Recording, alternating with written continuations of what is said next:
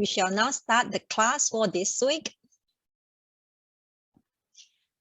I have grouped these three particular topics under three characteristics of existence. And this is pretty obvious. The words itself already can tell. It talks about our existence, something that we face every day, impermanence, suffering, and non-self. The idea of impermanence is feared by many, as they would assume that it means all worldly matters are transient and unreal. For instance, wealth and relationship can be impermanent. One cannot really possess anything in this world as it is constantly changing. Therefore, impermanence is usually viewed as negative, pessimistic, and nonsensical. However, impermanence should not be explained in this way. When viewed differently, impermanence can be full of positivities and optimism. We have a Buddhist follower in Taiwan who is always a happy person. She would always greet people with a smile. However, whenever people mention about her marriage or she recall about her ex-husband, she would feel very angry. Her ex-husband had cheated on her. One day, when she woke up, was still lying on the bed, she observed that during this short period of time lying on her bed, many thoughts came into her mind. At one moment, she thinks of buying grocery. Another moment, thinking of going to the temple. Subsequent moment, she thinks of going to the art gallery to volunteer her service. While these numerous thoughts came to her mind, she suddenly recalled something she learned in the 4 foundations of mindfulness. Contemplate that the body is impure, feeling is suffering, mind is impermanence, phenomenon is non-self. She realized that the thought in her mind keep on changing. Since she couldn't even control her mind, how could she expect her husband's love for her to be forever? After realizing the nature of impermanence of our mind, she no longer bore grudges of her husband. Henceforth, when viewed differently, impermanence can be full of positivities and optimism. Impermanence has both disheartened humanity and also given courage for us to get back on our feet again. Because being alive means there's still hope. Had all worldly matters remained eternally unchanging, then the world would be lifeless and still. It must be known that all phenomena arise due to causes and conditions. When conditions are present, they arise. When conditions disperse, they cease to exist. For this reason, life can be constantly renewed and be lively. We can see from this diagram, those small little colorful dots are like your causes and conditions. They interact and they combine together. When they interact and they combine together, they form and become phenomenon. So this is how real life, all these things work.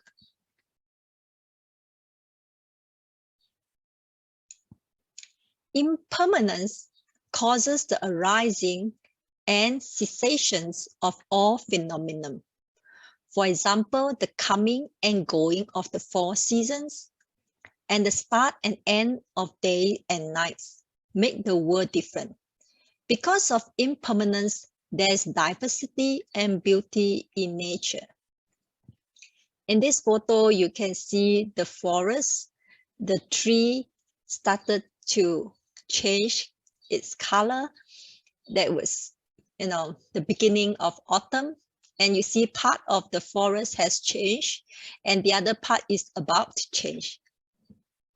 Because of impermanence, we are motivated to strive harder. Therefore, impermanence should not be fear, but something to be grateful for, as it widens our horizon, elevated our life perspective, and enables the development of our career and undertaking. Coming to our examination question on chapter 10, impermanence.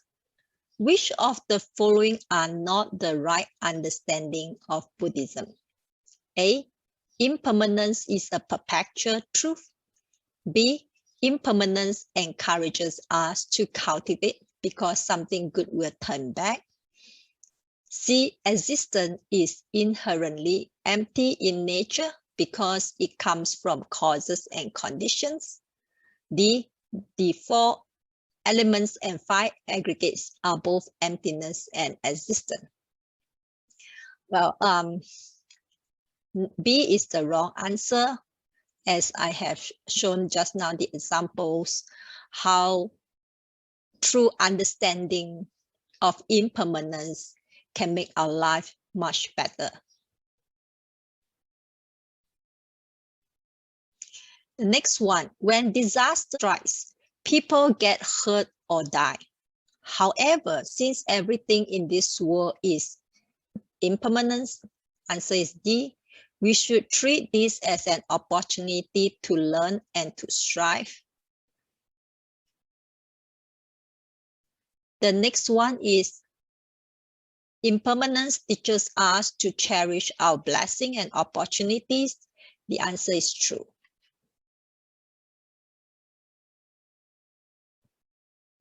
Suffering and happiness are the same in essence.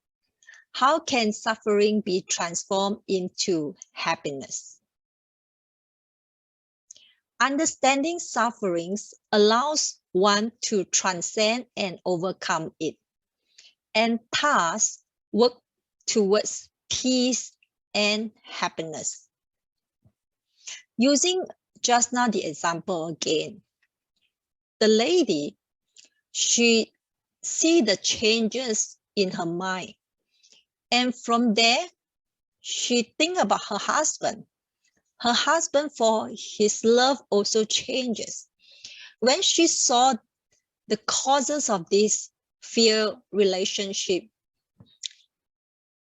it ended up that she no longer feel angry over her husband, and she feel very happy and she is liberated. Liberation is not until the moment you leave this world, then you call liberation. Liberation is you let yourself be free from the imprisonment of defilements, of grudges, of hatred, of desire, of ignorance. So you can have liberation every day. Yes, literally every day. Is on one particular thing. If you are driving in the highway and you're caught in the jam and you don't get mad with this traffic jam, then congratulations. Today you get liberated. A few weeks ago, I listened to a talk by Dr. Lancaster, and a prisoner asked him a question. He said that you talk about situation in the traffic jam and how you get yourself calm. He asked, what about the rest of the people in the highway? The prisoner asked a very good question, because it's not only about ourselves, but also about other people around us. Maybe we are very anxious, caught in the traffic jam. We should also think about others. They may be also trapped in the traffic jam. If possible, give way and let people get in, or at least you don't get angry and mad when people want to overtake you during a traffic jam. So these are the things whereby you not only reflect on yourself, you reflect on others, and you see not only your own suffering, but you see other suffering. When you not too focus on your own suffering, you don't feel that bad after all. And you feel a sense of happiness. Oh yeah, I'm glad. I can't wait. I have the time to wait, but they don't. You know, instead of keep on complaining of the traffic jam. Happiness comes from experience of suffering. For example, a plentiful harvest comes only through toiling into the fields. Gold needs to be painstakingly penned from a river. Without suffering, how could there be wealth and happiness? In this world, nothing could be gained without going through some degree of pain. Put differently, suffering is a form of education. For instance, children find studying to be a form of suffering, but such training is what develops knowledge. Suffering is a form of strength. The more a person can withstand hardship, the greater the happiness they will find. It can be likened to lifting weights. Some people find 20 or 30 kilograms too heavy, yet there are others who can easily lift 50 kilograms. As such, life is a different experience for those unafraid to face suffering. Usually, we tend to avoid suffering. This is our habit. We will respond in this manner. However, through this different way of looking at suffering, if we are willing to face it, it can turn up to become our strength. So it's like training yourself from lifting weight of 20 kilograms to 30 kilograms to even 50 kilograms. I believe there are times whereby you saw in news or other media form, there are stories about people who overcome a lot of hardship. And we couldn't imagine how these people can withstand this hardship because they have this strength. They have been doing this weightlifting of suffering. Next, suffering is a kind of substance. Without the trials of natural disaster, people would not know how to adapt to the changes in the environment. Without man-made calamity, people would not know how to prepare for adversity. Thus, suffering is essential in life. I know this will be like, what are you talking? Essential. I don't want this. But you just look around. Nobody never experienced suffering. But if you put suffering in the correct perspective, you will find that this is like the mud for the lotus flower. This is the mud for us to grow. And then the last one is suffering is a type of training. Without training strenuously, how can athletes win gold at the Olympic Games? Which of the following view of suffering is not advocated in humanistic Buddhism? A. Life is a sea of suffering, so put your hope in a better future rebirth. B. Suffering is an education. It nurtures diligence and determination, and will help develop beneficial lifetime habits. C. Suffering is a form of strength. The more a person can withstand hardship, the greater the happiness they will find. D. Suffering is a kind of sustenance. It gives people a chance to adapt to the world and better survival. Let's look at answer number A, why it is wrong. Life is a sea of suffering, so put your hope in a better future rebirth. In Buddhism, we don't believe in delaying happiness. You can have happiness while also facing suffering, and we can avoid mental suffering. Life is filled with both happiness and suffering. When we treat suffering in the right way, like education, strength, sustenance, and training, they become stepping stones towards happiness. What is the true purpose of understanding suffering in life? A. To feel pain and the shortness of life.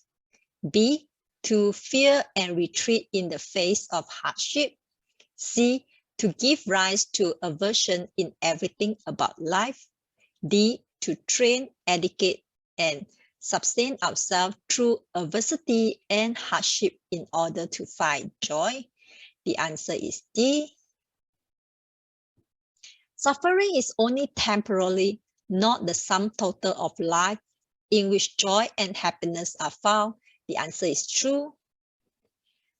According to Venerable Master Xun Yun, suffering is a form of education, a form of strength, a form of substance, and a type of training.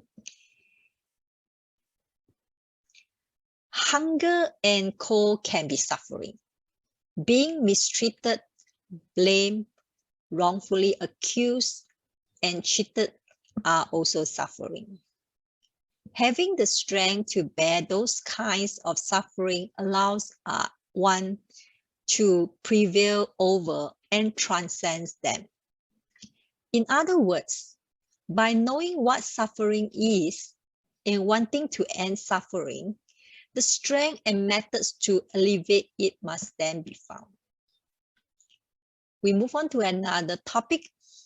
The Buddhist concepts of non-self tends to arouse fear in people because they would think it implies that the self does not exist. The Buddhist concept of non-self does not mean that one is non-existent. It means the self is in a constant state of change. Every person changes constantly from moment to moment throughout each lifestyle. For example, a woman grows and changes continuously through time, from an infant to a toddler, then to a student, a lady, a wife, a mother, and finally to an old lady. Which of these is the actual self?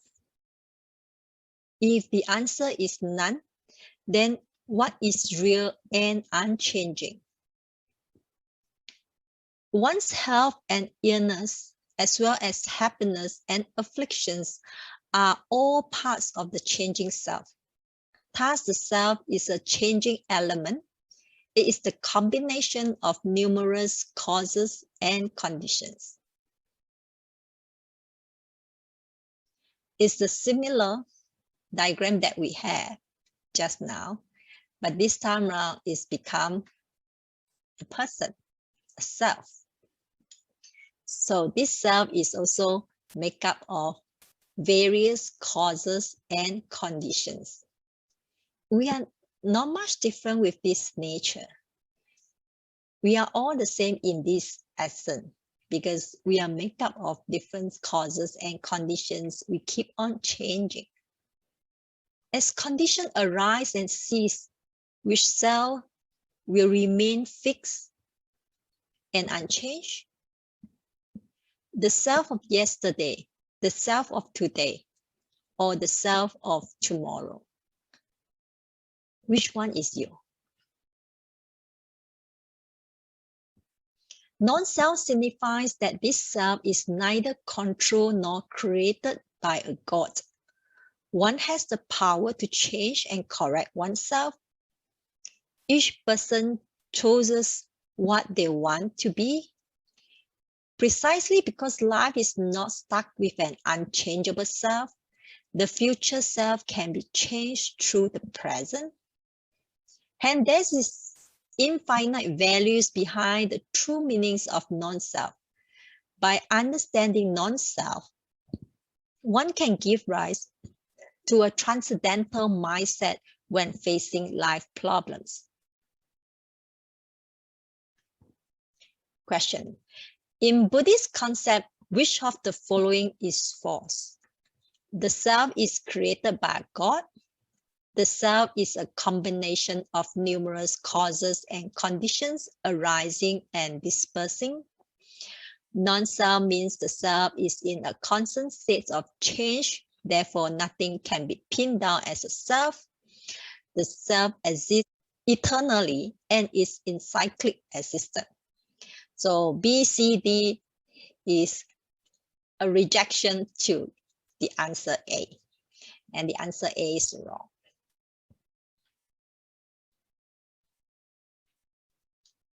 The Buddhist concept of non-self does not mean that one is non-existent. It means the self is in a constant state of change. True. Non-self refers to the abilities to accept suffering or happiness, to tolerate abundance or scarcity, to be important or unimportant. Non-self means a self that has infinite possibilities. Sometimes, like for example, this pandemic, we know that because of this pandemic, there are a lot of restrictions. We cannot go out, travel. When you understand that this changing of situations, either be it of the external environment or within ourselves, we learn how to accept this kind of suffering. So we are more ready to tolerate abundance or scarcity. In this situation, it's a scarcity of traveling. We can't travel.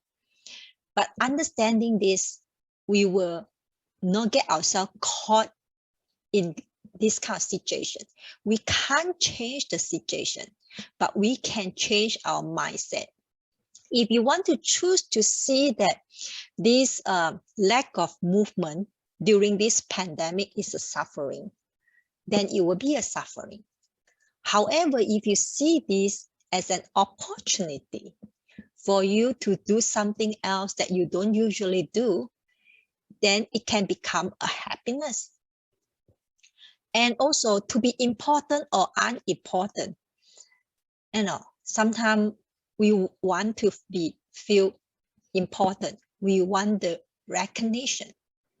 But when we see this in the non-self aspect, yes, why I got this recognition is because today I am in this position.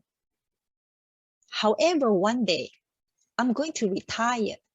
When I retire, I'm no longer in this position. Do people still respect me? So the respect comes from where? Comes from my position or comes from my wisdom, my compassion?